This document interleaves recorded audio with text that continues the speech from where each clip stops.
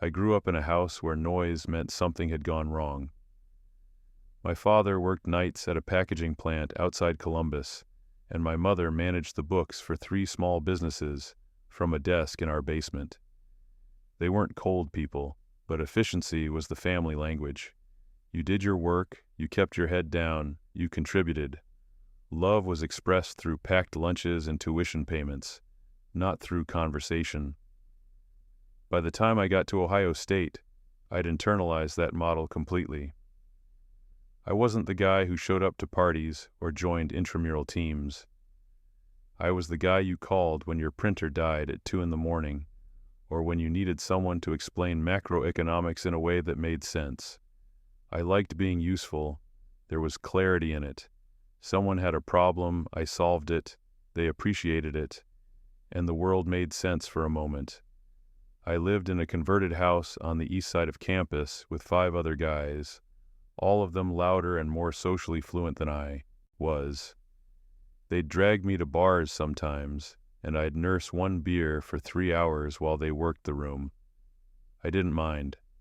I liked watching how social systems worked, how certain people could command attention just by walking in, how hierarchies formed and reformed based on nothing more substantial than confidence and timing. I was a junior that fall, majoring in finance with a minor in computer science, not because I had some grand vision, but because both subjects felt like puzzles with clear solutions. Markets moved for reasons. Code either worked or it didn't. There was an honesty to it that I found comforting. Ohio State in those years had a particular energy. 50,000 students spread across a campus that felt more like a small city than a school. Greek Row dominated the social hierarchy, but there were layers beneath it. Club athletes, student government types, the entrepreneurship crowd, the artists holed up in the music building until dawn. I orbited all of it without belonging to any of it. My roommate Mitchell was pre-med, which meant he studied as much as I did, but somehow also maintained a relationship with a woman named Helena from his organic chemistry lab. She'd come over on weekends, and the 2 of them would cook elaborate meals in our barely functional kitchen, laughing at private jokes I didn't understand. I liked Helena. She never treated me like I was an odd specimen, never did that thing some people do where they try too hard to include the quiet guy. She just existed comfortably in the space, asked me genuine questions about what I was working on, and didn't expect me to perform some version of myself I wasn't. Through Helena, I met her sorority sister Margot. Margot Hathaway was the kind of beautiful that photographs couldn't quite capture because so much of it was in motion. The way she'd tuck her hair behind her ear when she was thinking, the slight tilt of her head when she laughed, the casual grace with which she moved, through rooms like she'd been granted permanent right-of-way. She was a communications major with a minor in marketing, which at the time I thought was a lightweight combination. I didn't understand yet that she'd chosen the exact disciplines that matched her actual skill set.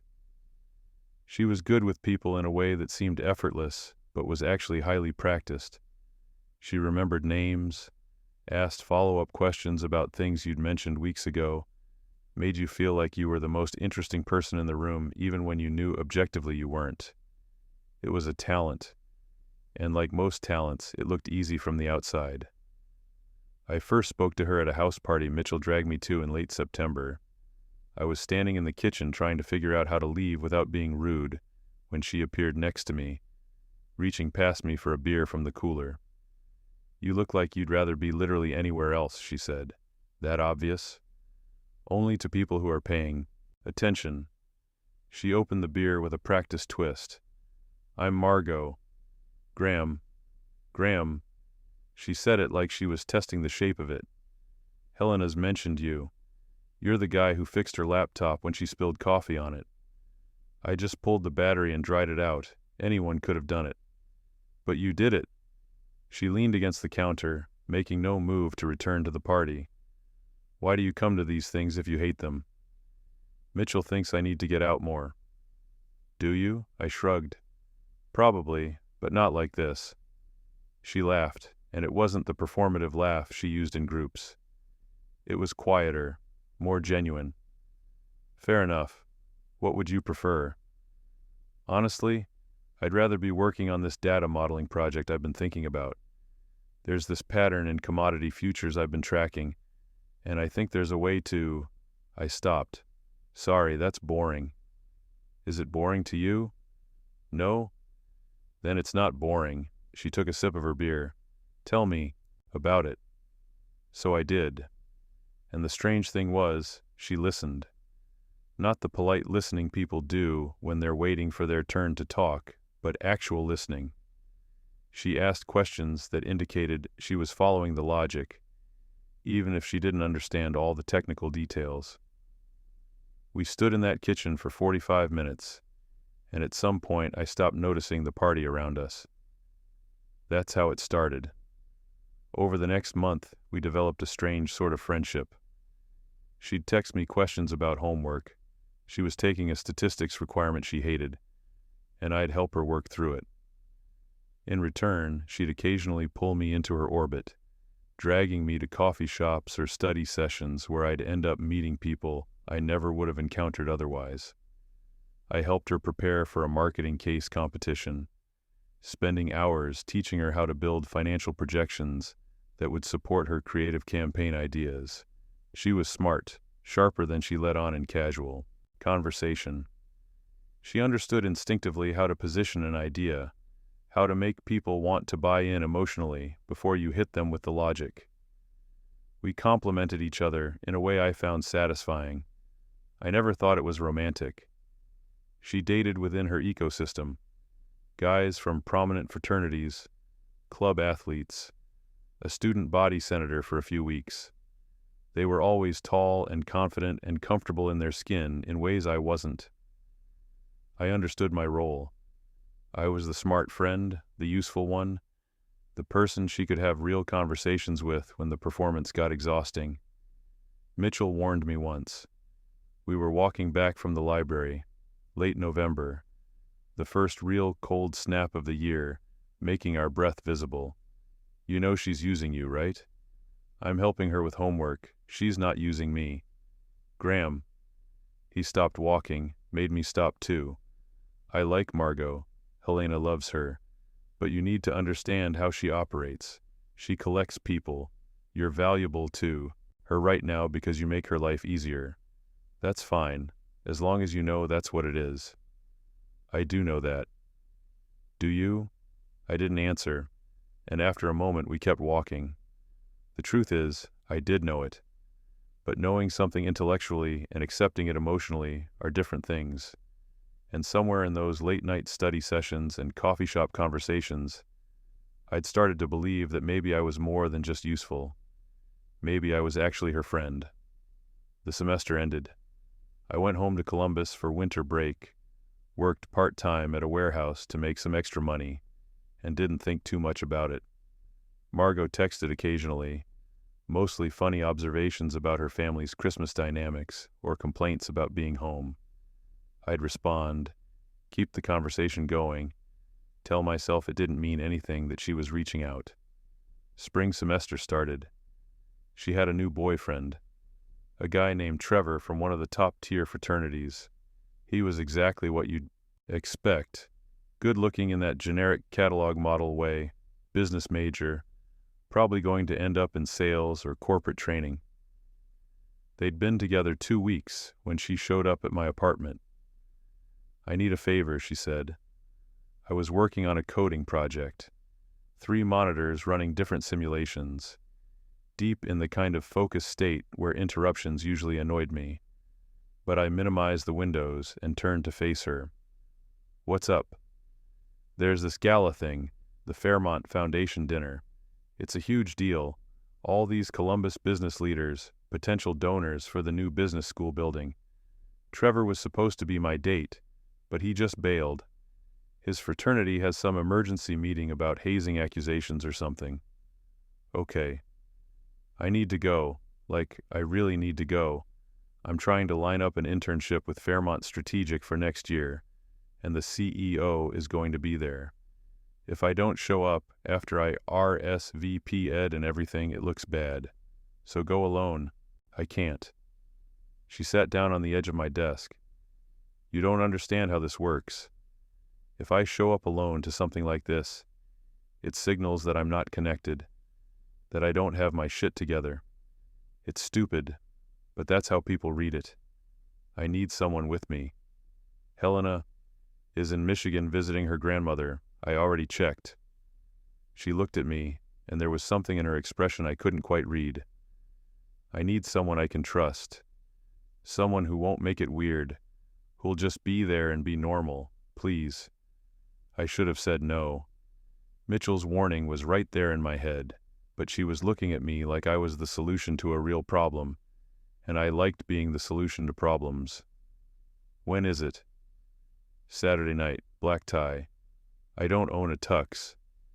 We can rent one, I'll cover it. Please, Graham, you'd be saving my life. So I said yes. The next few days had a strange energy. She took me to a rental place, helped me pick out a tux that actually fit properly, made sure I had the right shoes and tie. She was focused and efficient, treating it like a project. I told myself that's all it was, a project, a problem to solve. Saturday arrived. I picked her up at her sorority house, and when she came down the stairs in a black dress that probably cost more than my monthly rent, looking like something out of a magazine, I felt something shift in my chest that I didn't want to examine too closely. You clean up nice, she said, fixing my bow tie even though it was already straight. You too. She laughed. Thanks. Okay, so here's the deal. This dinner is at the Stratmore Hotel downtown.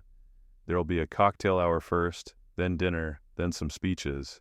Just stay close, smile, make small talk if people engage you. You're going to be great. The Stratmore was the kind of place that made you conscious of your own inadequacy the moment you walked in. Marble floors, chandeliers that probably cost more than my education staff in, uniforms that were sharper than anything in my closet. Margot moved through it like she belonged, and I followed, trying to match her confidence. The ballroom was full of exactly the kind of people you'd expect. Older men in expensive suits, women in evening wear that whispered old money, younger people like us trying to network their way up. Margot introduced me to a few people.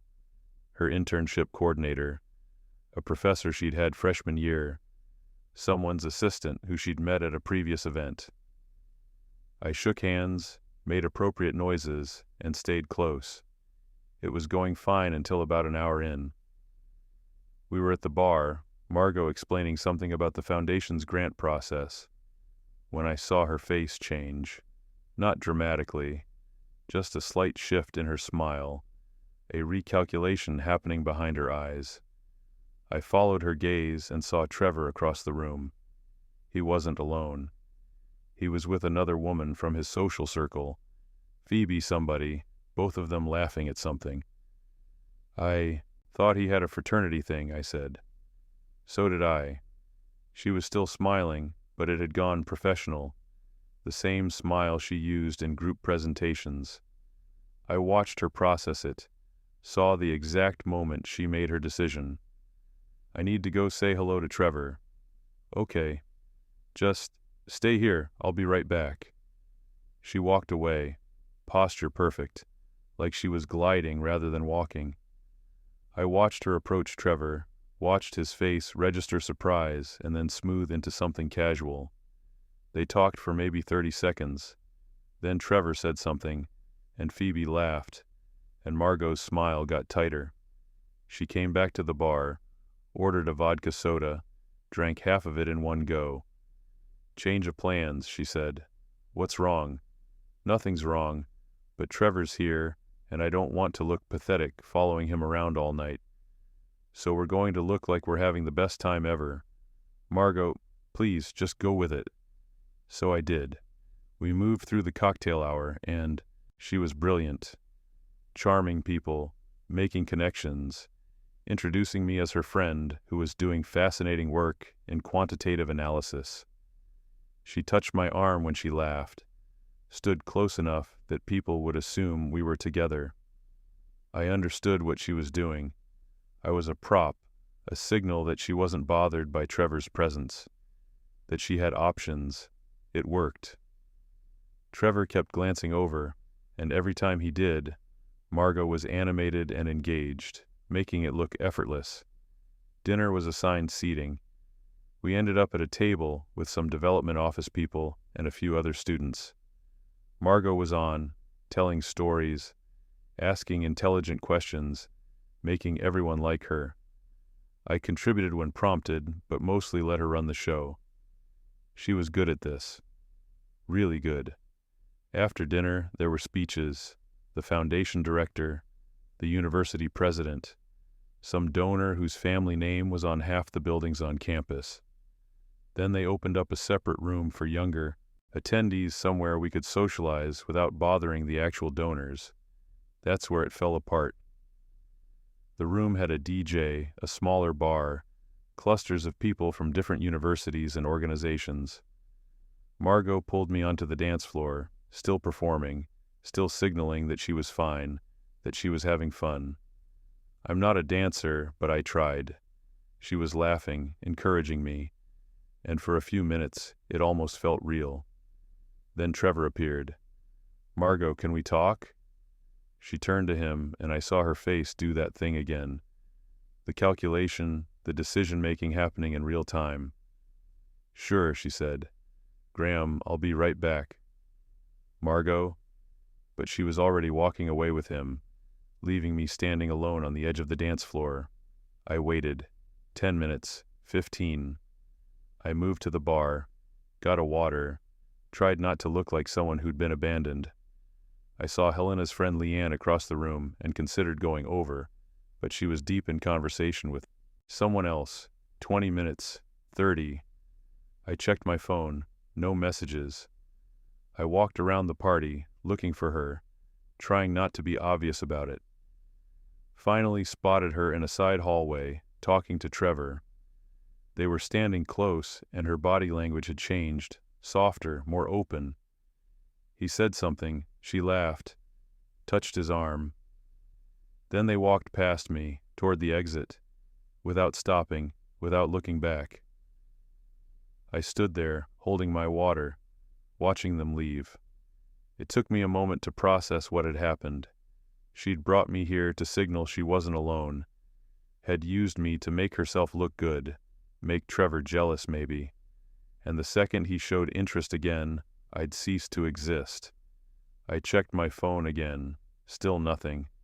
I waited another 15 minutes, telling myself there had to be an explanation, that she'd come back or at least text. Nothing. I took an Uber back to campus. It cost $43, which was more than I wanted to spend, but I wasn't going to stand there anymore.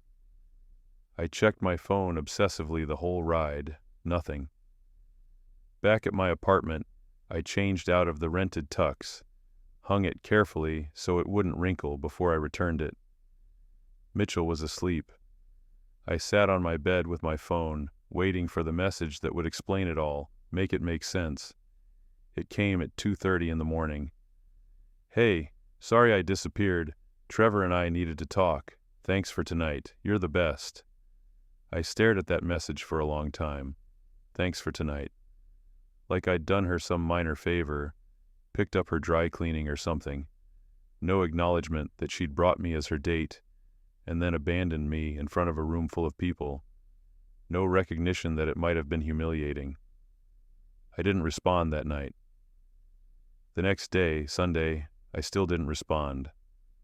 I went to the library, tried to work, couldn't focus, kept looking at that message, trying to figure out why it bothered me so much. I'd known what I was getting into, hadn't I? I'd known she was using me as a placeholder, a convenient solution to a social problem. Monday morning she texted again. "You mad at me?" I called her. I almost never called anyone, but this needed to be said out loud. "What happened Saturday?" I asked. "I told you, Trevor and I needed to talk. You left me there." "Graham, it wasn't like that." Trevor showed up, and we had this whole thing to work through. I thought you'd understand." "Understand what? That I was just there to make you look good? That the second someone you actually cared about showed up, I stopped mattering?" There was a pause. When she spoke again, her voice had changed, become more careful. "You're being dramatic. You're my friend. I needed help. You helped me. That's what friends do. Friends don't abandon each other in the middle of events. I didn't abandon you. I had to handle something with Trevor. It wasn't personal." It felt personal. Another pause, longer this time. "Look," she said finally, "I'm sorry if you felt bad. That wasn't my intention. But Graham, you need to understand something. You're useful to me. You helped me with homework. You came with me Saturday when I needed someone. That's great. But that's what it is. I don't owe you more than that. I never said you owed me anything. Didn't you? You're acting like I betrayed some kind of understanding we had. We didn't have an understanding. You were convenient. And convenience isn't commitment." She said it matter-of-factly, like she was explaining a simple concept I was too slow to grasp. "Convenient," I repeated. "Yes, and there's nothing wrong with that. Most relationships are transactional at their core. I'm just being honest about it." "Right. Are you going to be weird about this now?" "No," I said. "I'm not going to be weird about it." "Good, because I have that stats homework due Wednesday, and I was hoping—" I hung up. She texted me 3 more times that day. I didn't respond. Mitchell came home from class that afternoon and found me sitting at my desk, staring at nothing. "What happened?" I told him the whole story. He listened without interrupting, and when I finished, he was quiet for a long moment. "I'm sorry," he said finally. "You warned me." "Yeah, but that doesn't make it better." He sat down on his bed, facing me. "What are you going to do?" "I don't know." But I did know. I knew exactly what I was going to do. I was going to disappear. Not dramatically, not with some grand confrontation or public statement. I was just going to remove myself from her ecosystem completely, quietly, without explanation. I blocked her number, blocked her on social media. When Helena asked me about it, because of course she asked, I told her that Margot and I had just drifted apart, no big deal. Helena looked skeptical but didn't push it. I stopped going to places I knew Margot would be, changed my routines, my study spots, my social patterns. It wasn't hard. I'd never been deeply embedded in any scene. I just withdrew to the edges and kept working. The rest of that semester was strange. I felt hollowed out in a way I hadn't expected. Not heartbroken, I hadn't been in love with her, but something had shifted in how I understood the world. I'd thought I knew my place in it, thought I understood the exchange of value for value. I fixed your printer, you appreciated it. I helped you study, you were grateful. Simple, fair. But Margot had shown me that appreciation was conditional and temporary, that being useful didn't create obligation or reciprocity. It just created exploitation opportunities for people who were better at the game than I was. I finished the semester with a 3.9 GPA. Summer came. I got an internship at a small investment firm in Columbus, doing grunt work, data analysis, model building, presentation decks for partners who barely looked at them. I was good at it, better than good. I could see patterns other people missed, could build projections that held up under scrutiny. The partner I worked for most, a guy named Callum Stratmore, noticed. "You're wasted in an analyst role," he told me at the end of summer. "You think strategically. You should be looking at the bigger picture, not just running numbers." "I like running numbers." "You like solving problems," he corrected. "Numbers are just one tool. You need to develop the others." He gave me reading recommendations. Books on negotiation, on understanding organizational psychology, on how power actually moves through institutions. I read them all, not because I thought they'd help me in some immediate way, but because I was curious. If the world was a game I hadn't understood, I wanted to learn the rules. Senior year started. I took a heavier course load, added an entrepreneurship class on a whim. The professor, Harlan Northfield, was different from most academics. He'd actually built and sold 3 companies before deciding to teach. He treated business like a craft, something you got better at through practice and failure. I liked his approach, liked that he didn't pretend there were easy answers. I rarely saw Margot that year. When I did, in passing on campus, I didn't acknowledge her, looked right through her like she was part of the scenery. The first time it happened, I saw her face register surprise, then confusion. The second time, she stopped in the middle of the sidewalk, like she was considering whether to approach me. She didn't. By spring, I'd stopped thinking about her most days. I was focused on graduating, on the job offer I'd gotten from a boutique consulting firm in Chicago. The pay wasn't spectacular, but the work looked interesting, helping small companies optimize their operations, figure out their growth strategies. I graduated in May with high honors. My parents came to the ceremony, proud in their quiet way. My father shook my hand, my mother hugged me. Briefly, they took me to dinner, asked about the job, about my plans. I told them what I knew, which wasn't much yet. Life was a series of next steps, and I was taking them. Chicago was different from Columbus. Bigger, faster, more expensive. I got an apartment in Lincoln Park with 2 roommates from the consulting firm. The work was demanding. 60 to 70-hour weeks, constant travel to client sites, presentations to executives who didn't want to hear that their beloved strategies were garbage. But I was good at it. Good at analyzing businesses, at finding the inefficiencies, at presenting solutions in ways that didn't make clients defensive. I moved up quickly, associate to senior associate, then junior partner by year 3. The junior partner title sounded impressive, but didn't come with much actual power. You got a small profit share and slightly better health insurance. The real benefit was exposure to higher-level strategic conversations. I sat in on partner meetings, learned how they evaluated which clients to take, how they priced engagements, how they decided who to promote and who to quietly push out. I watched, learned, and said little. One client engagement changed things. A manufacturing company in Indiana, family-owned for 3 generations, struggling with the transition to the 4th generation. Revenue was declining, employee morale was terrible, and the family members were all fighting about what to do next. The partners sent me because nobody else wanted it. It looked like a disaster, the kind of engagement where you put in a ton of work and the client ignores your recommendations and then blames you when things don't improve. But I saw something they didn't. The company's core problem wasn't operational. It was capital structure.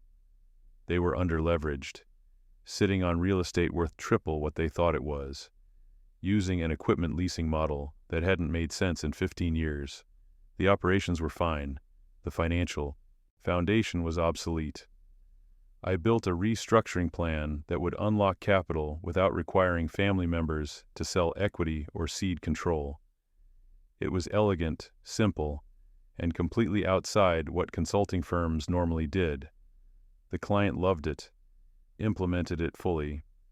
Within 18 months, they doubled their revenue and started acquiring competitors.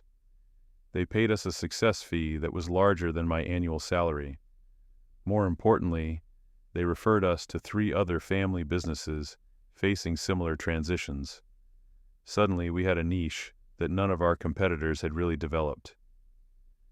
The partners started looking at me differently, not as a good analyst who worked hard, but as someone who could generate actual business value.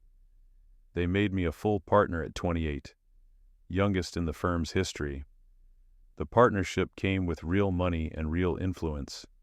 I had a say in firm strategy, in which clients we pursued, in who we hired. I also had the freedom to start developing my own client relationships instead of just servicing accounts the senior partners brought in. I spent the next 2 years building a network, not through aggressive networking events or forced connections, but by being genuinely useful to people.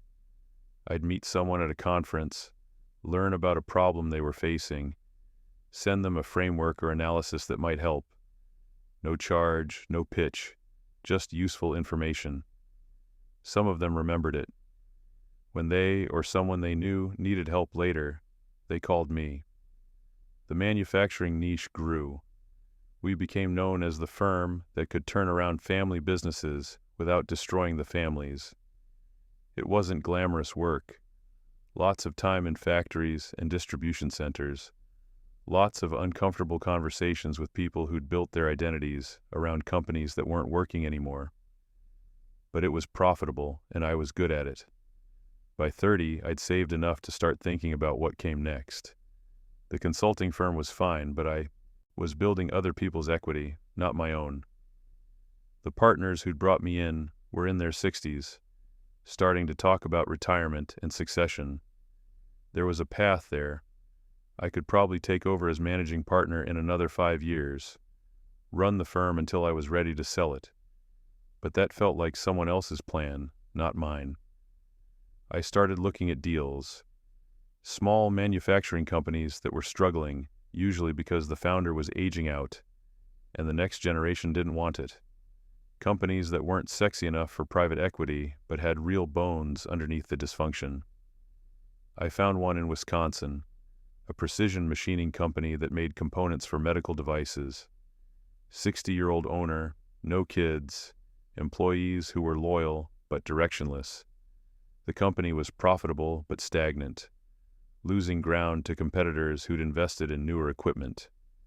I bought it with a combination of my savings, an SBA loan, and seller financing, put in a competent operations manager, invested in new CNC machines, and focused on building relationships with the medical device companies that were our primary customers. It took 2 years to turn it around fully. 2 years of driving to Wisconsin every other week, of learning the specifics of medical manufacturing regulations, of convincing customers that we were reliable enough for their critical components. But it worked. Revenue grew 40%. Margins improved. The company went from something I owned on paper to something that actually produced substantial cash flow. I used that cash flow to buy a second company, then a third. By 33, I had a small portfolio of manufacturing businesses, all in similar positions, good fundamentals, poor execution, owners who wanted out. I wasn't revolutionizing anything. I was just applying basic operational discipline and modern financial structures to companies that had been run the same way for decades. It was working. I'd also, almost accidentally, become wealthy. Not billionaire wealthy, not even close, but the kind of wealthy where you stop thinking about money in terms of monthly budgets and start thinking about it in terms of capital allocation and strategic advantage. I moved back to Columbus in my mid-30s, partly because my parents were aging and I wanted to be closer, partly because the Midwest manufacturing sector I'd built my expertise in was concentrated there, partly because Chicago had never felt like home. I bought a house in German Village, nothing ostentatious, just a renovated brick townhouse that was 3 times the size of the house I grew up in. My parents came over for dinner sometimes. We'd sit in my kitchen, and my mother would look around like she was trying to reconcile this space with the son she'd raised in that small house in Columbus. "You've done well," she said once. "I got lucky." "No," my father shook his head. "You worked. There's a difference." I'd also started teaching a seminar at Ohio State's Business School. Harlan Northfield, my old professor, had reached out, asked if I'd be willing to do a few guest lectures on small business acquisitions. I said yes, and it turned into a regular thing. 1 semester a year, teaching a small group of graduate students about the unsexy reality of building wealth in the middle market. I liked teaching more than I'd expected. Liked the clarity of breaking down complex strategies into component parts. Liked working with students who were serious about actually building things rather than just getting jobs at consulting firms or investment banks. It was during one of these seminars, 3 years after I'd moved back to Columbus, that I heard about the Fairmont Strategic Partners opportunity. One of my students, Leanne Whitcomb, mentioned it in passing after class. Fairmont was a mid-market private equity firm that focused on manufacturing and industrial services, exactly my specialty. They were looking for operating partners, people who could not just evaluate deals, but actually run companies, get their hands dirty with operational improvements. You should talk to them, Leanne said. You're exactly what they're looking for. I wasn't sure I wanted to work for someone else again, but I was curious, so I took the meeting. The partner I met with was Sawyer Ellsworth, a guy about my age who'd gone the traditional route. Analyst at Goldman, 2 years at Harvard Business School, associate at a larger PE firm before joining Fairmont. He had the pedigree and the polish that I lacked, but when he talked about deals, I could tell he understood the actual work, not just the financial engineering. We talked for 2 hours. He asked good questions about my businesses, about my approach to operational improvement, about how I thought about company culture and employee retention in turnaround situations. At the end, he leaned back in his chair. "We're not looking to hire you," he said. "Okay. We're looking to partner with you. You keep your companies, keep running them how you want. But when we find deals that fit your profile, you work with us. Help us evaluate them. Help us structure them. Maybe help us run them if we need operating expertise. In exchange, you get a carried interest in our fund and first right of refusal if we exit any of the investments and you want to buy them." Why me? Because you've actually done it. You've bought companies, fixed them, made them profitable. Most people in this business are just moving money around. You're creating value, that's rare. I thought about it for a week. Talked to my lawyer, my accountant, my old boss at the consulting firm who'd become a friend. They all said roughly the same thing. It was a good deal. Fairmont had a solid reputation, and having their resources behind me would accelerate what I was already doing. I signed the partnership agreement in late August. The first deal we worked on together was a distribution company in Michigan, family business, 3rd generation. Founder's grandson was running it into the ground. Classic story. Grandson had an MBA and a lot of opinions, but no understanding of how distribution logistics actually worked. Fairmont bought it. I spent 6 months in Michigan, 3 days a week, working with the employees to rebuild the systems the grandson had dismantled in his quest to modernize everything. It was exhausting and repetitive and deeply satisfying. We sold the company 18 months later for 3 times what we'd paid for it. My carried interest was a low 7-figure number. I was starting to understand what real money could do. Not the money itself. I didn't care about cars or watches or any of the typical status symbols. But money as leverage. Money as the ability to move pieces on boards other people didn't even know existed. Fairmont asked me to take a more active role. Instead of just advising on deals and doing operational work, they wanted me to help source deals, build relationships with business owners who might be ready to sell, represent the firm in conversations where my background would resonate better than Sawyer's Harvard Polish. I said yes. That meant joining boards, attending industry conferences, getting more visible in the Columbus business community. I was invited to join the Columbus Business Growth Association, the Ohio Manufacturing Association, various advisory boards for economic development initiatives. I said yes to all of it, not because I enjoyed the meetings or the networking or the dinners where everyone tried to casually one-up each other, but because I was building something, infrastructure, connections, influence that looked informal but was actually carefully constructed. I also got invited to join the board of the Fairmont Foundation. The Fairmont Foundation was old Columbus money, established in the 1920s by an industrialist who'd made his fortune in steel, converted into a grant-making organization that funded everything from education initiatives to economic development programs. It had been dormant for years, just making small grants and holding one big fundraising gala annually. But there was new energy around it. The current director, Ashton Calderon, was pushing to expand its scope, turn it into a more active player in shaping Columbus's business ecosystem. He wanted to fund entrepreneurship programs, support small business development, create pathways for working-class kids to get into manufacturing careers. I liked Ashton. He was idealistic but not naive, understood that good intentions without operational competence just created waste. He was also smart about relationships, about building coalitions between the old money donors and the newer tech entrepreneurs who were starting to reshape Columbus's economy. Joining the foundation board meant attending meetings, reviewing grant applications, and attending the annual gala. The gala. I hadn't thought about it in years, hadn't made the connection until I received the invitation in the mail.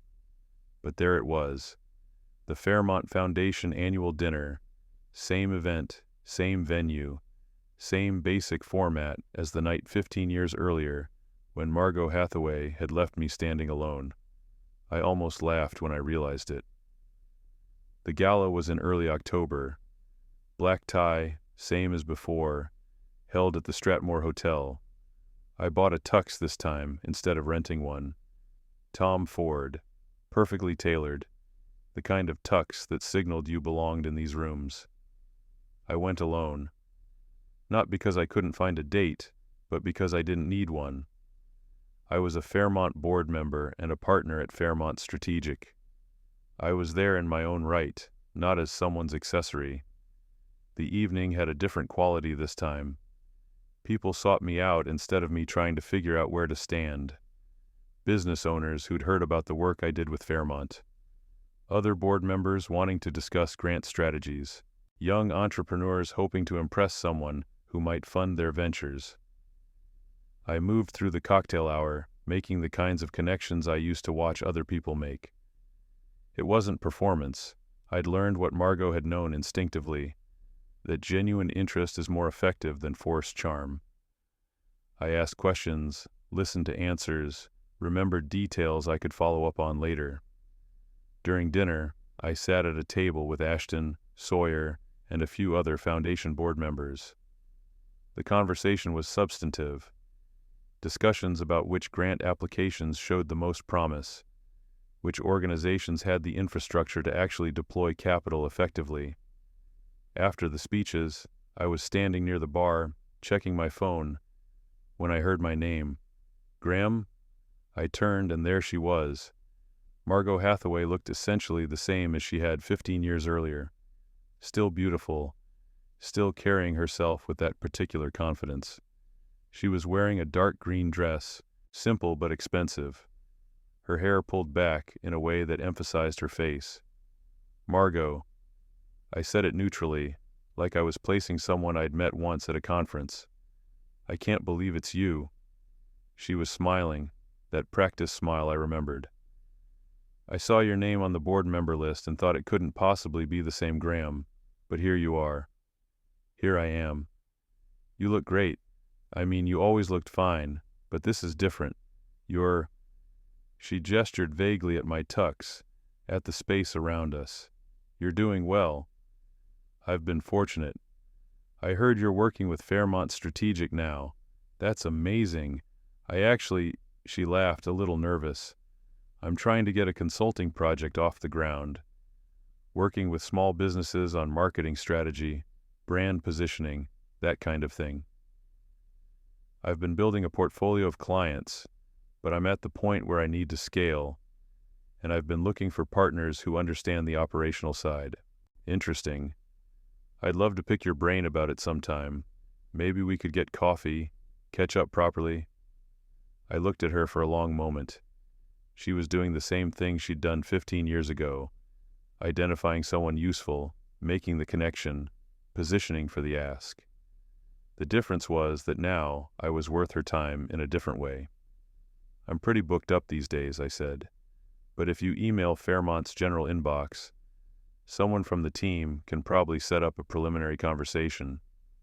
Her smile flickered slightly. Oh, sure. I just thought since we knew each other a long time ago, things change. Right. She recovered quickly, smile back in place. Of course. Well, it was really good to see you. You too.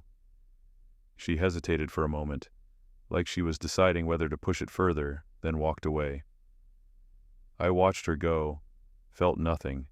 No satisfaction, no vindication, not even curiosity about how her life had turned out. She was just someone I used to know, someone who no longer had any relevance to who I was or what I was building. I finished my drink, made a few more connections, and left. But something had started. Over the next few weeks, Margot reached out 3 times. Once through the Fairmont General inbox, like I'd suggested, with a formal pitch about her consulting business. Once through LinkedIn with a connection request. Once through Helena, who I still occasionally saw when she and Mitchell visited Columbus. I ignored the first 2. Helena I couldn't ignore.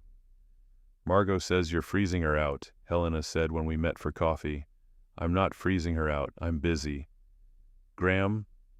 Helena had gotten older in the way attractive people do, where the aging just added character. She was still with Mitchell, married now, 2 kids. I know what happened between you 2. She knows I know. She asked me to talk to you.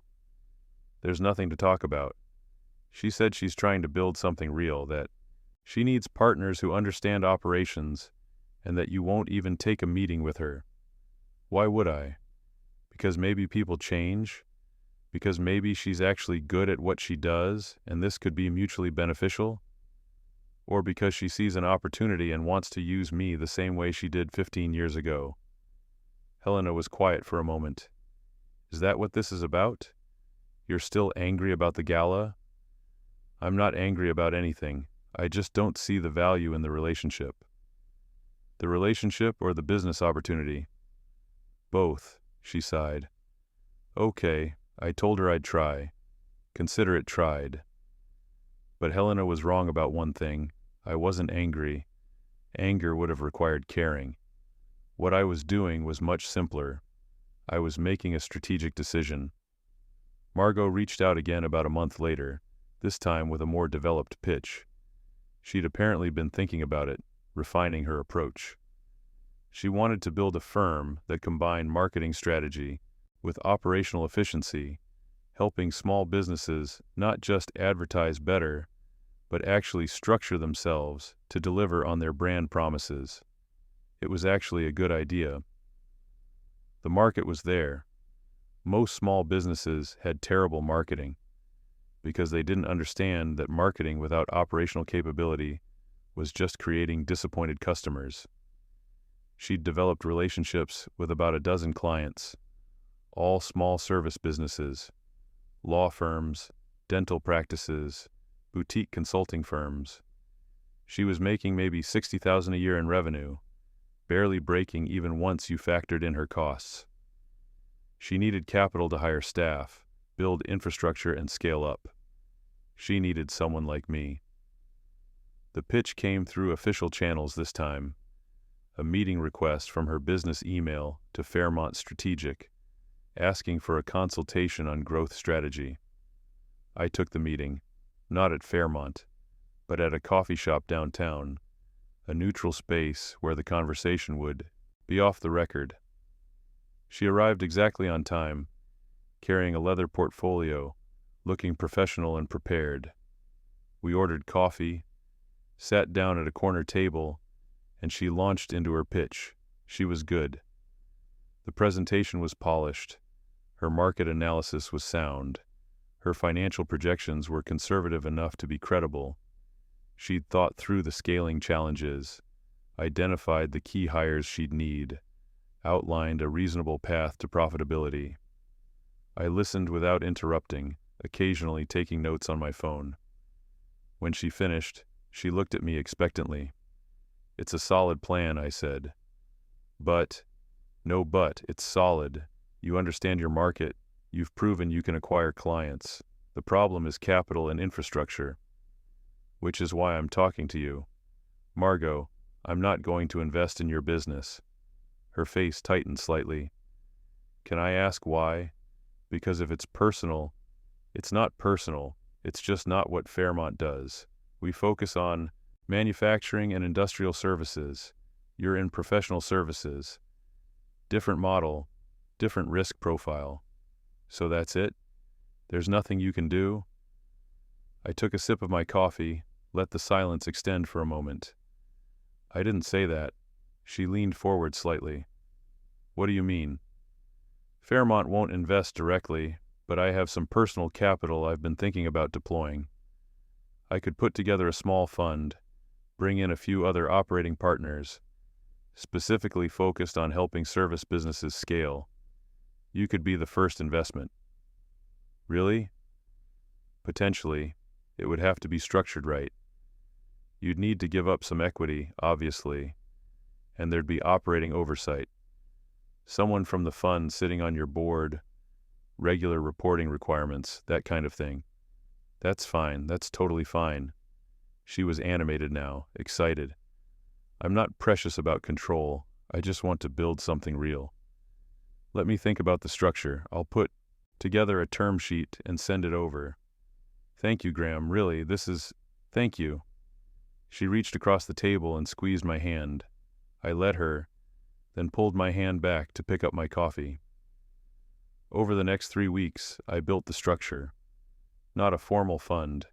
That would have required too much infrastructure and regulatory filing. Instead, a limited partnership with me as the managing partner and 2 other investors I brought in from my network. Both successful operators who were interested in diversifying into service businesses. The term sheet I sent to Margot was standard. We'd invest $250,000 for 35% equity. She'd maintain operational control, but with quarterly board meetings and monthly financial reporting. Standard protective provisions. We'd have approval rights over major expenses, hiring of key personnel, any additional debt. She signed it within 24 hours. The money went into her account in late January. She used it exactly how she'd outlined in her pitch. Hired 2 consultants, brought on a part-time operations manager, invested in CRM software and marketing automation tools. And it worked. She was good at this. Within 3 months, she'd doubled her client base. Within 6 months, she was generating $200,000 in annual revenue. I started showing up at the quarterly board meetings, not to micromanage, but to understand how her business actually worked, where the leverage points were. She was grateful in those early meetings. Thanked me frequently for the opportunity, for believing in her. She'd bring me particularly interesting client wins, ask for advice on strategic decisions, treat me like a mentor who'd made all of this possible. I let her. By the end of year 1, her business was generating $400,000 in revenue and actual profit. Not a lot of profit, maybe $40,000 after all costs, but real money, enough that the business could sustain itself and start building actual enterprise value. At the year 1 board meeting, I suggested she should think about acquisitions. There are probably 50 consultants in Columbus doing variations of what you do, I said. Most of them are solo practitioners, no systems, living deal to deal. You could acquire them, not for much money, but for equity stakes and the promise of infrastructure support. Roll them into your firm, give them systems and support staff, take a percentage of their revenue. Her eyes lit up. That's brilliant. It's how you scale a service business. You can only sell so many hours yourself. But if you have 10 consultants all billing under your firm's umbrella, you're building something with real value. Over the next year, she acquired 3 small consulting practices. I helped structure the deals, helped negotiate the terms. Each time, the consultants got a small equity stake in the larger firm and the operational support they needed. Margot got their client, relationships, and their revenue. The business grew to just over $1 million in revenue. Real profit now, maybe $150,000. She hired a full-time CFO, moved into actual office space, started building brand recognition in the Columbus market. At our year 2 board meeting, she was confident, professional, clearly proud of what she'd built. "I couldn't have done this without you," she told me after the formal meeting ended. "I mean that. You did the work, but you made it possible." I just nodded. Year 3 was when things accelerated. She made a strategic hire, a consultant who'd worked at McKinsey before burning out and moving back to Ohio. The McKinsey pedigree opened doors with larger clients, companies that wouldn't have taken meetings with a small local firm before. She landed her first 6-figure engagement with a regional hospital system, then a 7-figure contract with a retail chain, restructuring their operations. Revenue hit $3 million. Profit was over $500,000. She moved into a full suite of offices, hired an executive team, started speaking at conferences. She was becoming known in Columbus business circles as someone who understood how to bridge strategy and execution, someone who could work with both entrepreneurs and established corporations. I watched it happen from the board seat, occasionally providing advice, but mostly staying out of her way. She was running her own business, making her own decisions. She was good at it. She was also becoming dependent on me in ways I don't think she recognized. Every major decision, whether to pursue a particular acquisition, whether to hire a specific executive, whether to take on debt to accelerate growth, she'd run by me first. Not because the board structure required it, but because she'd started to treat me as a strategic advisor, someone whose judgment she trusted more than her own. I'd give her my opinion, usually framed as a question. "Have you thought about how this acquisition would affect your culture?" Or, "What's your contingency plan if this client engagement doesn't convert?" She'd take the input, think about it, and usually adjust her plans accordingly. It was subtle, but she was building her success around my approval. At the year 3 board meeting, we discussed an exit strategy. Not immediately, but within the next few years. What would it take to make the business attractive to a strategic acquirer or a larger private equity firm? She was excited about the prospect. By her math, if they could get to $10 million in revenue with 20% margins, the business could sell for something in the $20 to $30 million range. With her majority equity stake, that would be real wealth, 8 figures, enough to set her up for life. "What would you do with that kind of money?" I asked her. "I don't know. Maybe start something new. Maybe just travel for a year." "Why? What would you do?" "I'd look for the next investment. Money is just a tool," she laughed. "See, that's the difference between us. You think about compounding, I think about arrival. Nothing wrong with that." Year 4 came. The business continued growing, hitting $5 million in revenue. She hired a president to run day-to-day operations, started positioning herself more as the visionary founder than the operator. It was the right move for a company her size. We had lunch once a month now, ostensibly to talk about the business, but increasingly just as a touch point.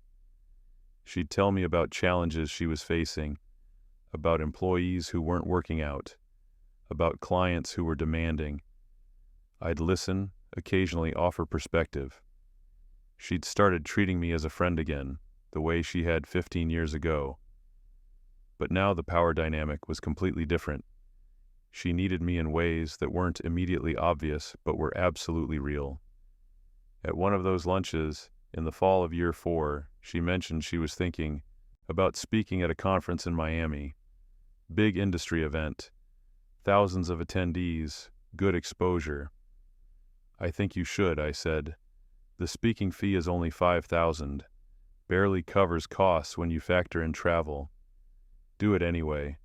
You're building brand value, not just collecting checks. She nodded, made a note on her phone. You're right, I'll accept it. That was how it worked now. I'd make a suggestion, and she'd treat it as guidance she should probably follow. The conference was in January. She asked if I'd be there.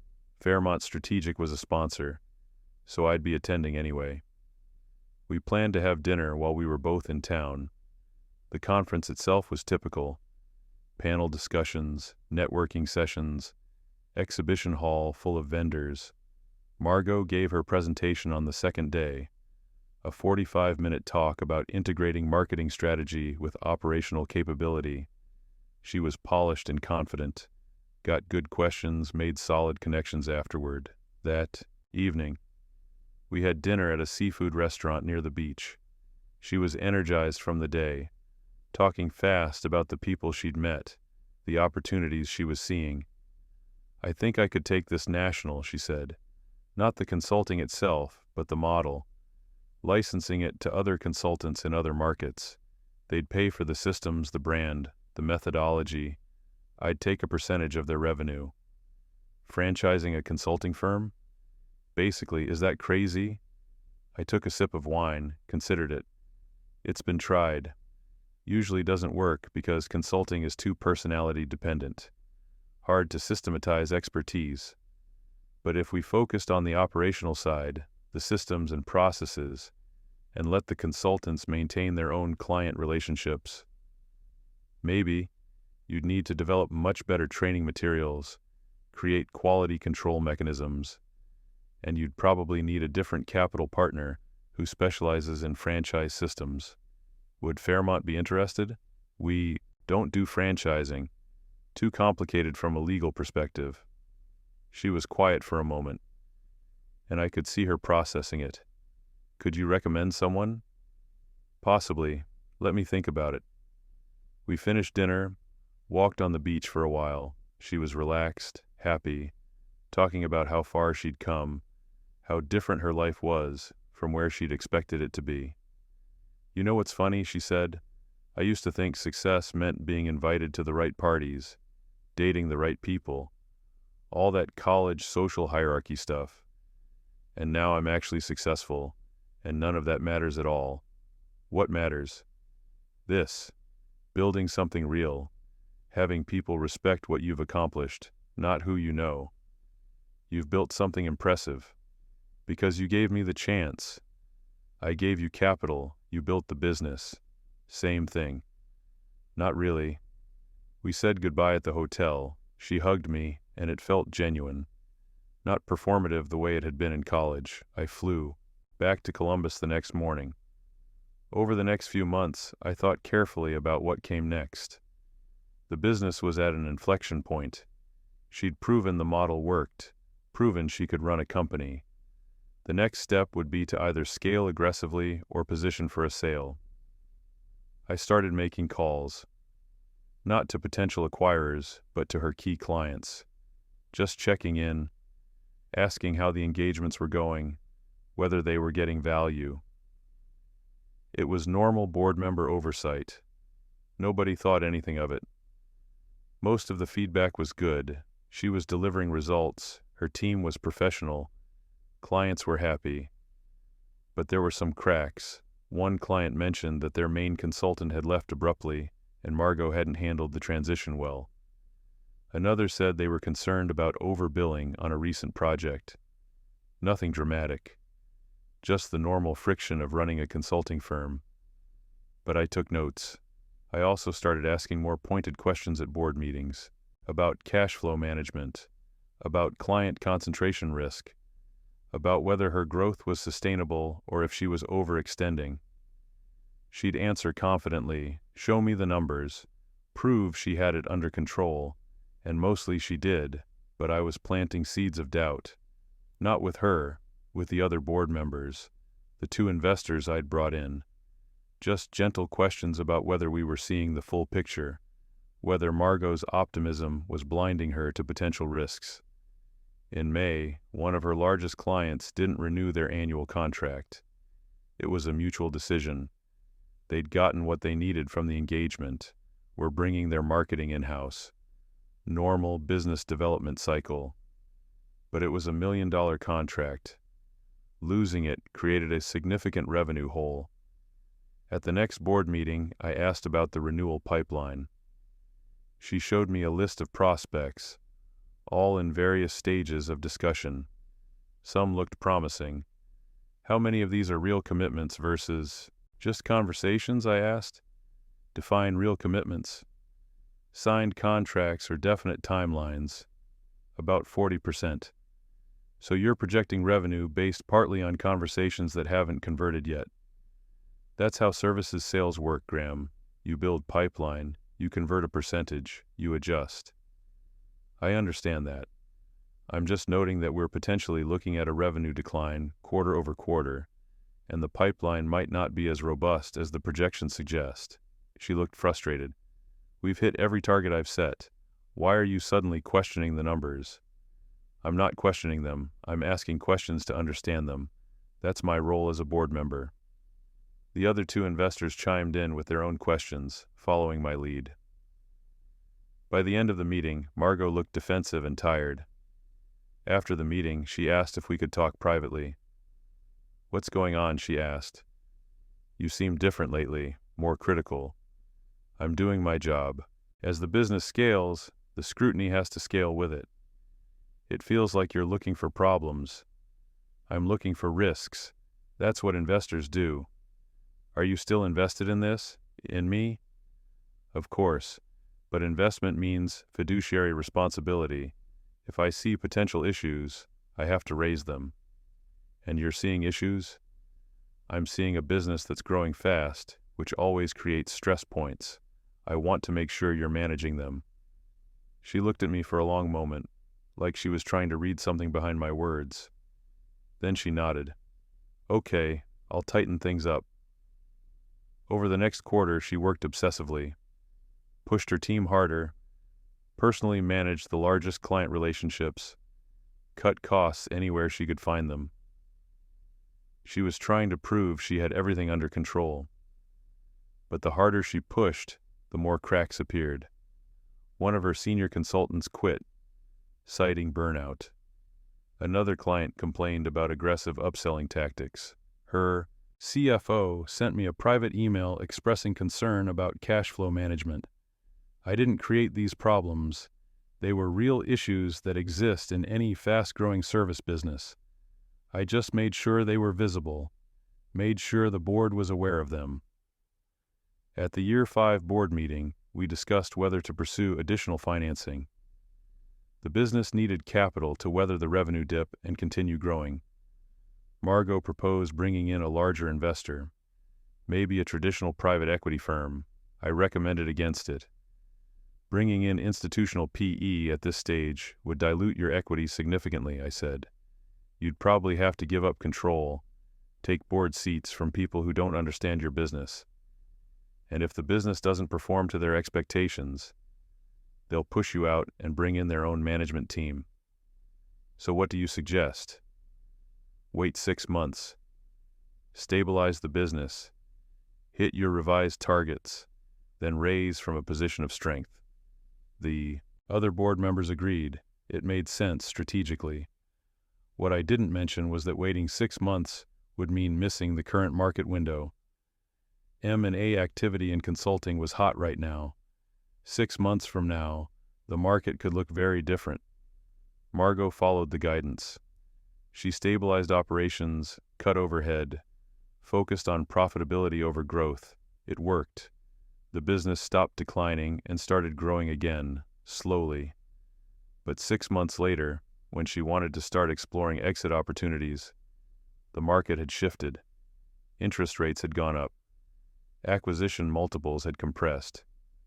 What might have been a $30 million sale was now looking more like $20 million. She was frustrated. At a board meeting in December, She pushed back on my earlier recommendation. If we'd explored a sale in the spring, we could have gotten a much better valuation. Maybe, or maybe rushing to sell would have signaled desperation and gotten you worse terms. There's no way to know. I trusted your judgment. And the business is still solid. 20 million is real money, Margot. But it's not what we should have gotten. Markets change. You can't control that. She looked at me with something I hadn't seen before. Suspicion, maybe. Like she was starting to question whether my advice had been in her best interest or mine. But she didn't say anything. Just nodded and moved on to the next agenda item. We started shopping the business in January. I introduced her to 3 potential acquirers, all firms Fairmont Strategic had relationships with, all reputable players in the professional services space. The negotiations took 4 months. Multiple rounds of due diligence, endless questions about revenue sustainability, client concentration, employee retention. It was exhausting for Margot, and I watched her get worn down by the process. The final offer came in at 18 million, lower than what we'd hoped for, but the acquirer pointed to the recent revenue volatility and client turnover as risk factors that justified the discount. Margot wanted to push back, negotiate harder. I advised her to take the deal. If you push too hard, they'll walk, and finding another buyer who will offer better terms will take months, maybe longer. The business is good, but it's not perfect. Take the money. She sat with it for 2 days, then accepted the offer. The deal closed in June. After paying back the initial investment and distributing to the other equity holders, Margot walked away with just over $11 million. Life-changing money. More than most people make in a lifetime, but less than half of what she'd been projecting at the peak. We had lunch the week after the deal closed. She seemed hollow, like she was trying to feel something about the exit that she couldn't quite access. I should be happy, she said. You built something real. You should be proud. I am, but it feels like, I don't know, like I left money on the table. Every seller feels that way. If the buyer's happy and you're happy, you probably got the deal about right. Are you happy? Your fund made good money on this.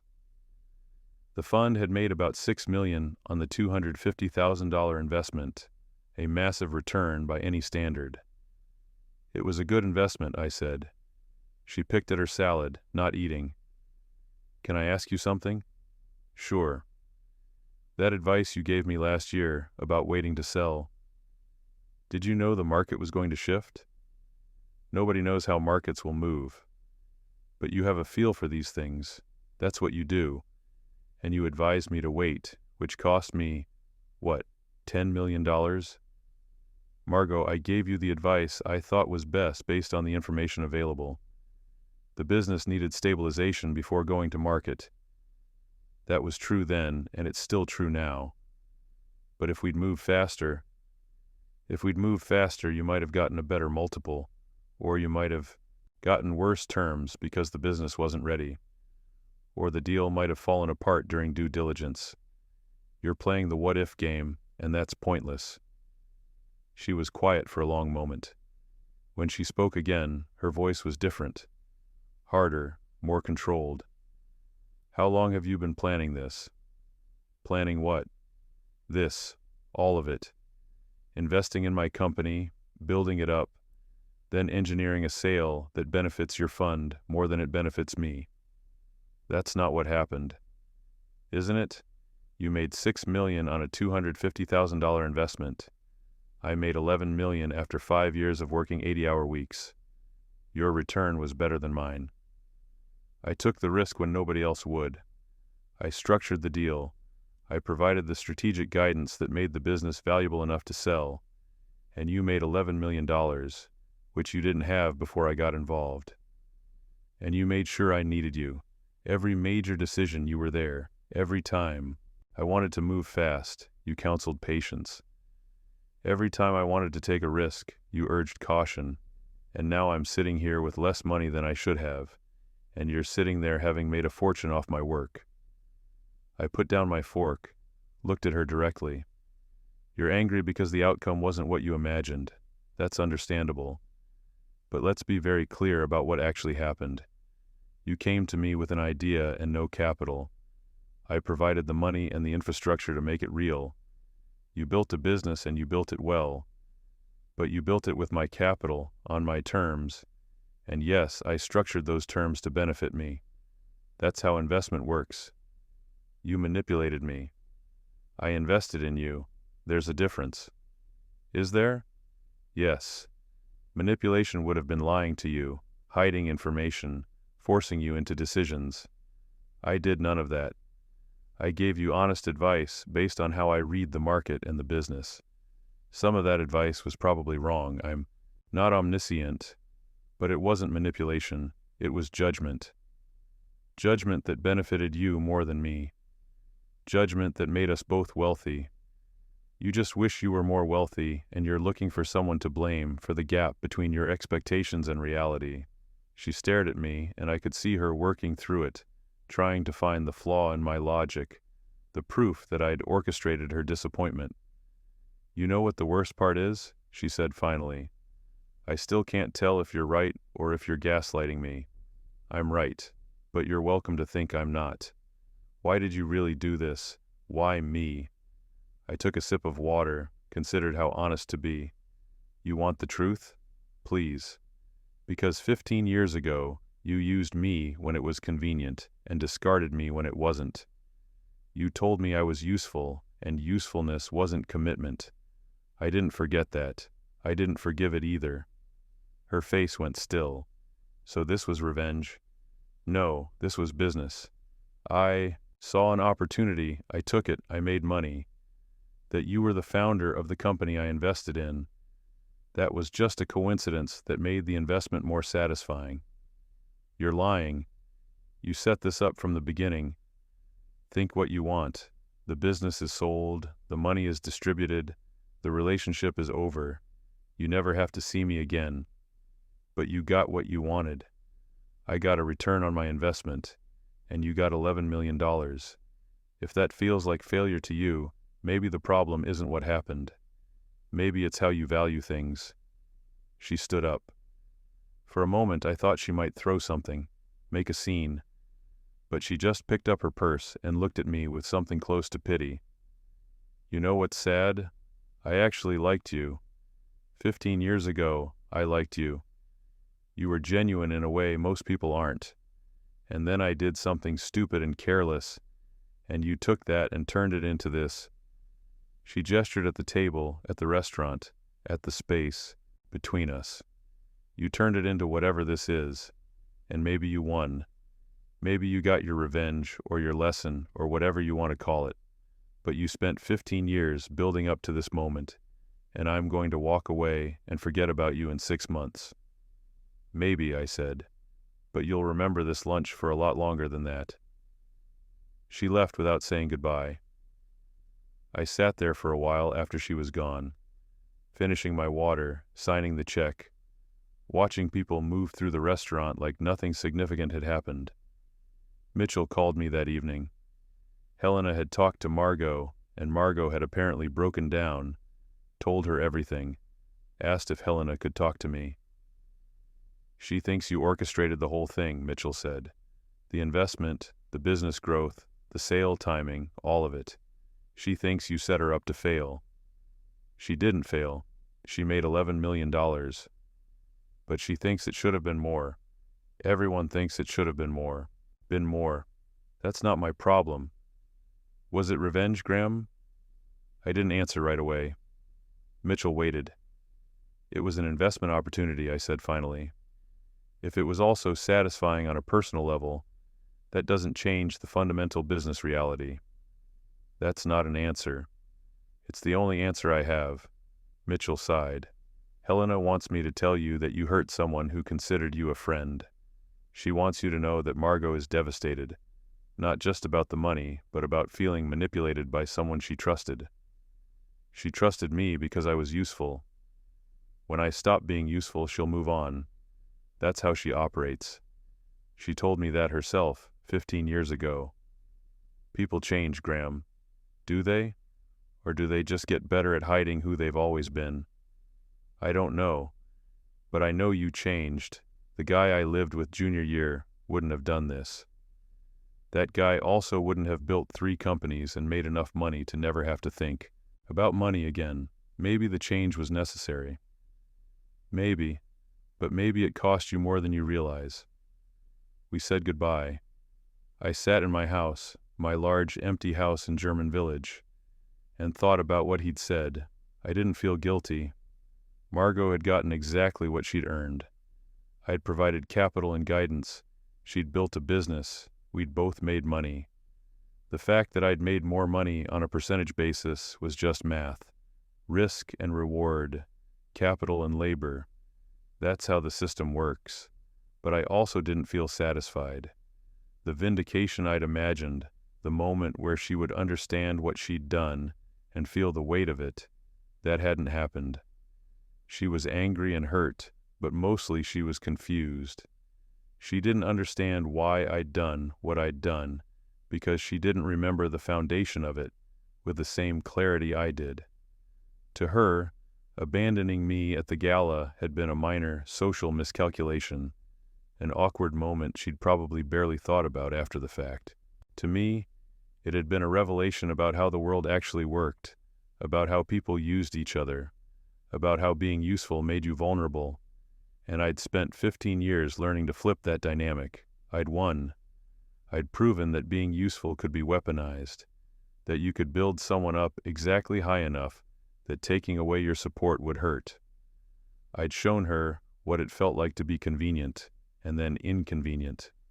But winning hadn't changed anything fundamental. She'd walk away with $11 million and eventually build something else.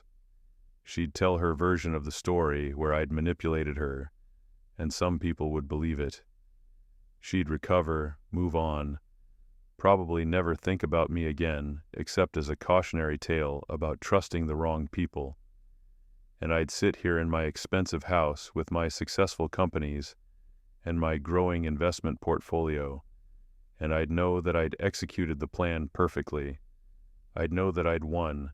I'd also know that the version of myself who'd stood at that bar 15 years ago, confused and hurt and trying to understand what he'd done wrong, that version was gone completely. I'd killed him methodically, year by year, replacing him with someone who understood leverage and power and how to use relationships as tools.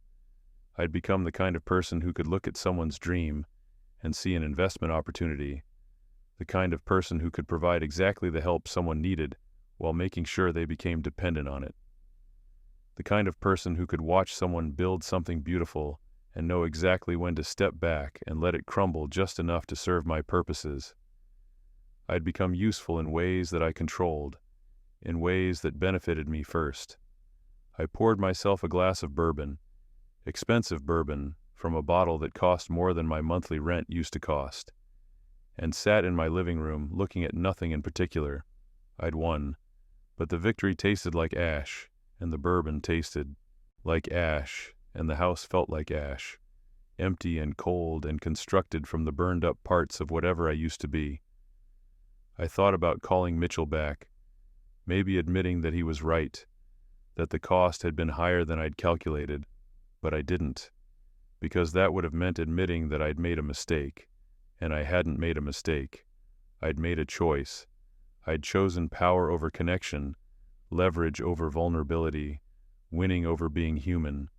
I'd chosen to become the kind of person who couldn't be hurt, because I'd removed everything worth hurting for. Margot was wrong about one thing.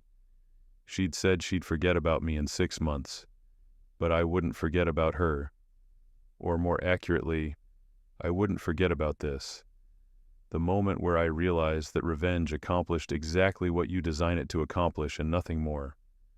I'd wanted her to understand. She didn't understand. I'd wanted to feel vindicated. I felt empty. I'd wanted to prove I'd become someone who mattered. I'd proven it to nobody but myself. The bourbon bottle sat next to me, and I poured another glass, and then another. not because I was celebrating or mourning, but because drinking alone in an expensive house was what winning looked like. And I needed to get used to it, because this was what I'd built. This was what 15 years of careful planning and strategic thinking and turning vulnerability into strength had produced. An empty house, a successful portfolio, and the knowledge that I could engineer someone else's disappointment without feeling anything about it. I'd won, and that was the problem. Because winning, I'd learned too late, just meant being the last person standing in a room nobody wanted to be in anymore. I'd spent 15 years becoming the kind of person who couldn't be hurt. I'd succeeded, and the cost of that success was becoming the kind of person who couldn't feel anything at all. The next morning, I woke up on my couch, still wearing yesterday's clothes, the bourbon bottle empty beside me. I checked my phone, no messages. I got up, showered, put on a suit, and went to the office. There were deals to evaluate, board meetings to attend, investments to manage. I was useful. And usefulness, as I'd learned a long time ago, was all that mattered.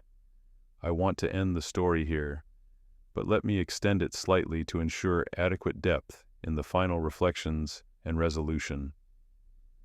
The weeks after that lunch blurred together. I kept working because that's what I did.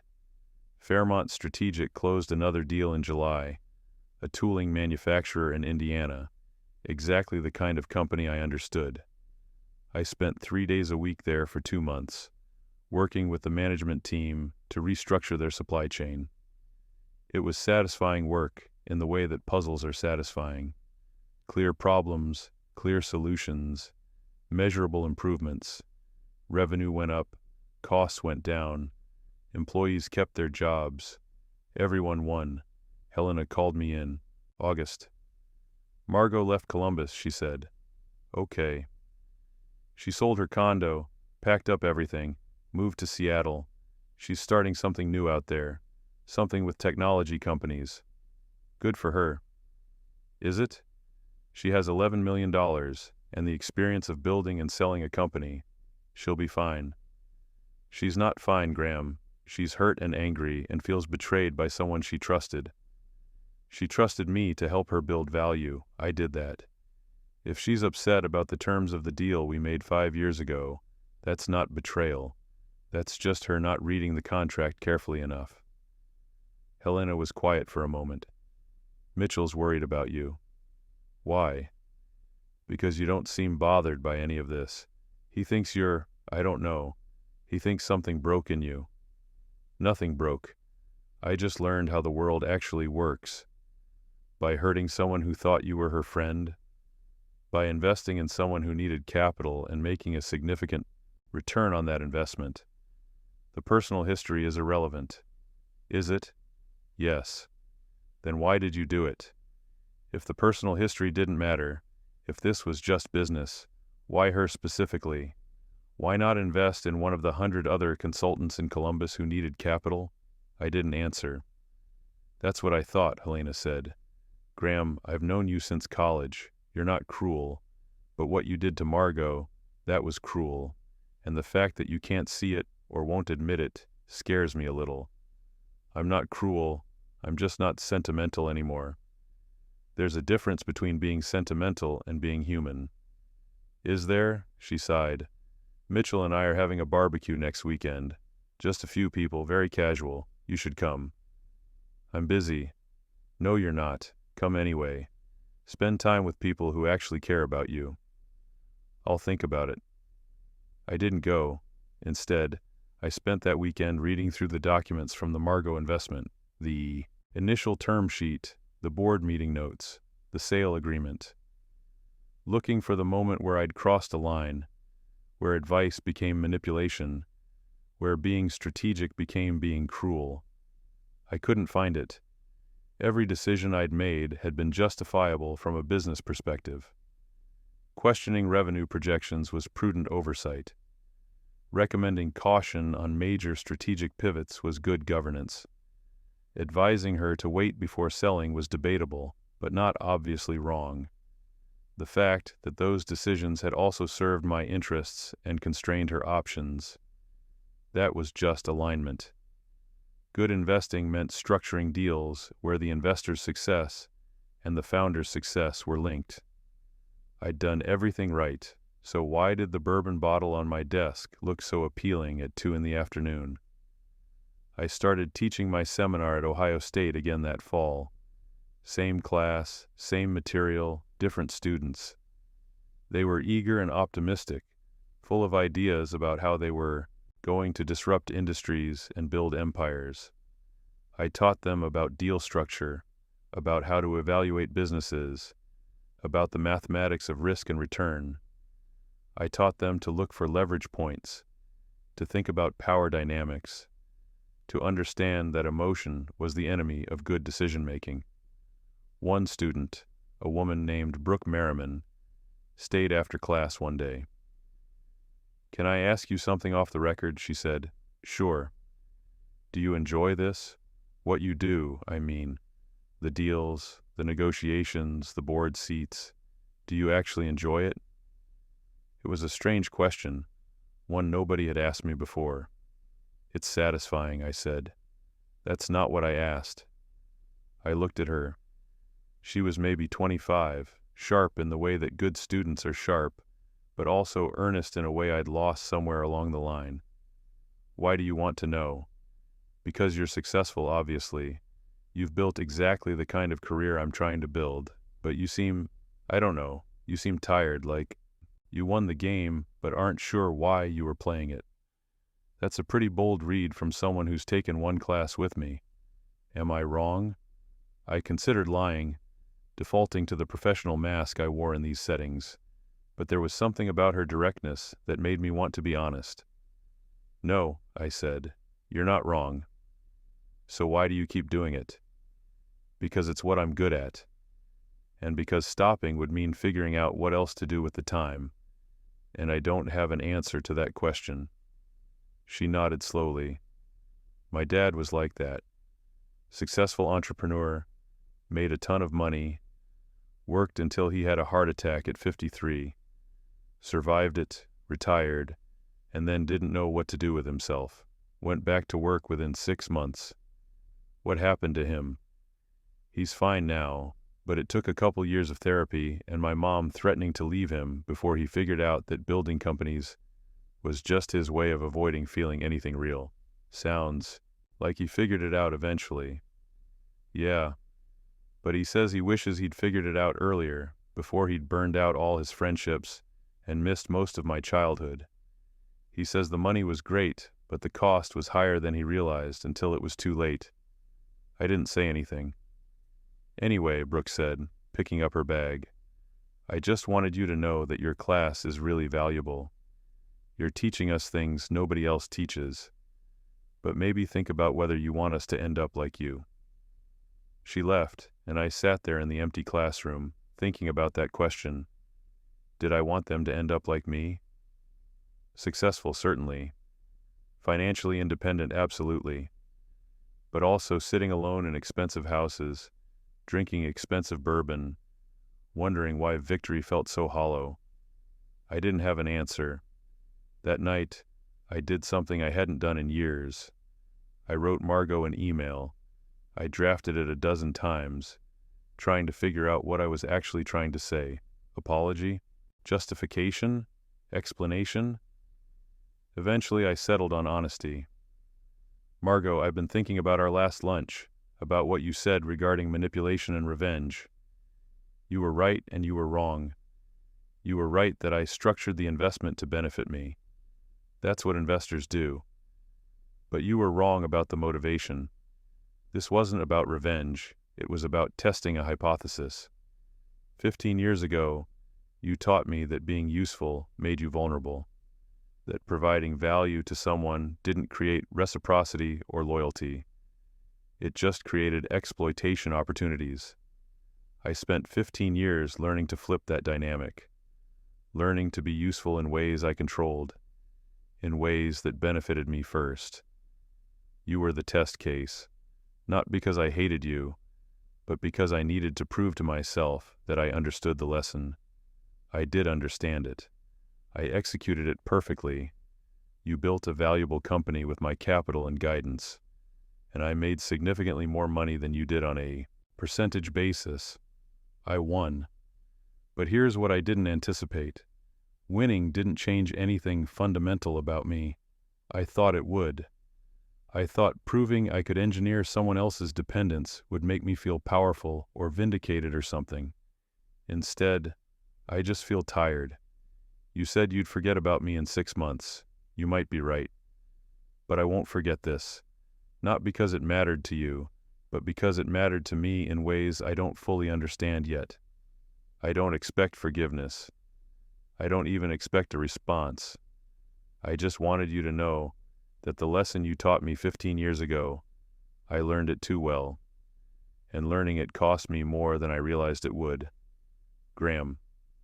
I read it through 3 times, then I deleted it, because sending it would have been asking for something, understanding maybe, or absolution, and I'd spent 15 years learning not to ask for things.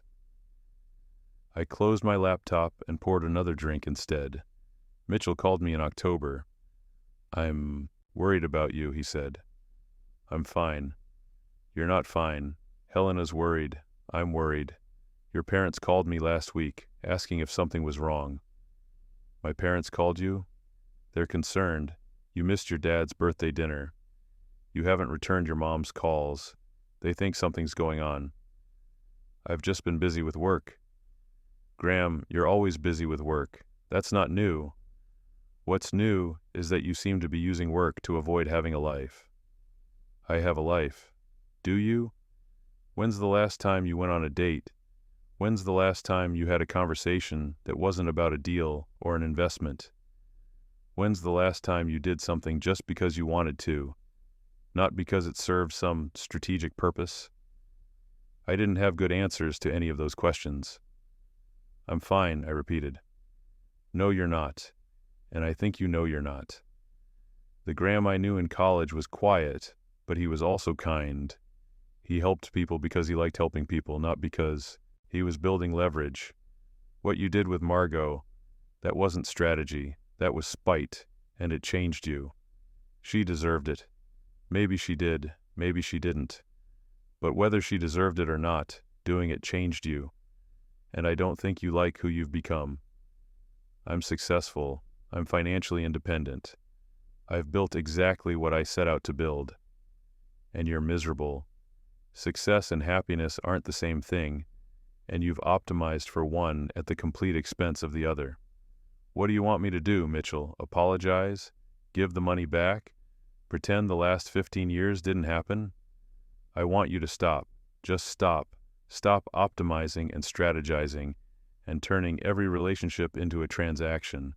Stop proving you've learned to be ruthless.